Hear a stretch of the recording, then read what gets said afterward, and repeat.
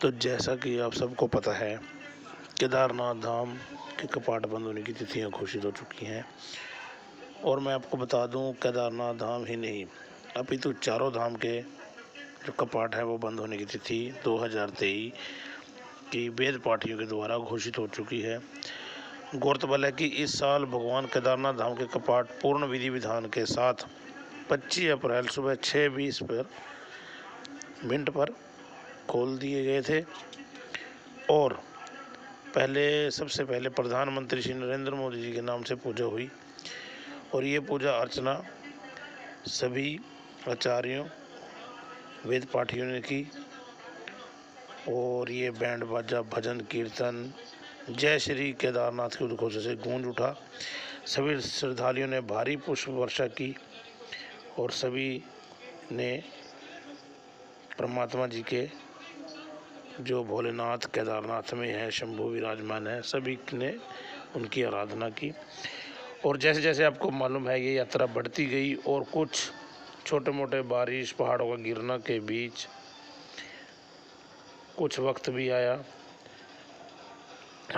कई लोगों को असुविधा भी हुई, कोई पहाड़ों की वजह से, बरसात की वजह से। तो धीरे धीरे उत्तराखंड सरकार और पुलिस अपना फर्ज निभाते हुए तो उसी तरह अब ये यात्रा कपाट बंद होने की तिथि भी घोषित हो गई है। जो मैं आपको बता देना चाहता हूँ कि इस वीडियो में आपको सभी तिथियों के बारे में बताऊंगा।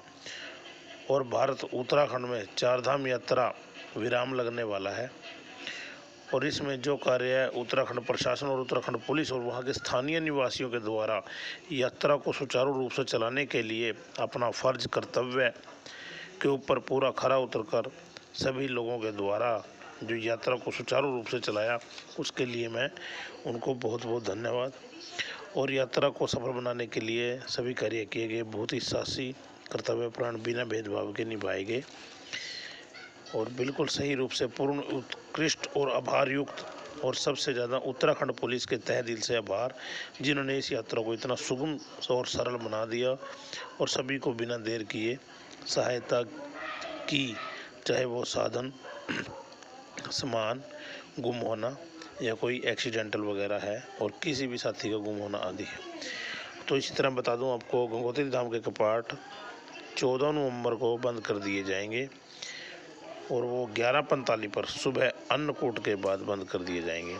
यमुनोत्री धाम के भैया दूज के बाद 15 नवंबर तक बंद होंगे। केदार और बद्रीनाथ समिति का कहना है कि बद्रीनाथ के कपाट 24 अक्टूबर या 24 अक्टूबर को तिथि दी जाएगी और धार्मिक कार्यक्रम का आयोजन होगा और मंदिर के कपाट बंद होंगे। और आपको बता दूं, अप्रैल में चारधाम यात्रा शुरू हुई थी और बड़ी संख्या में यात्री आए।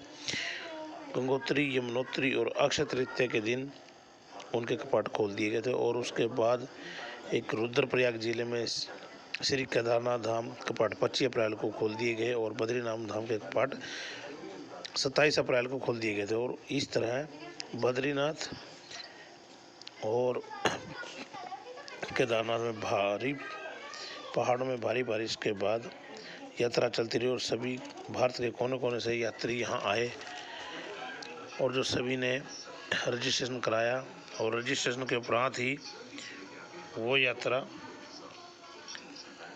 चली और जो रजिस्ट्रेशन के द्वारा ही वो यात्रा चलती है और सही और सुचारू कराया उत्तराखंड सरकार और वहाँ की उत्तराखंड पुलिस ने, जिनकी जिम्मेवारी है।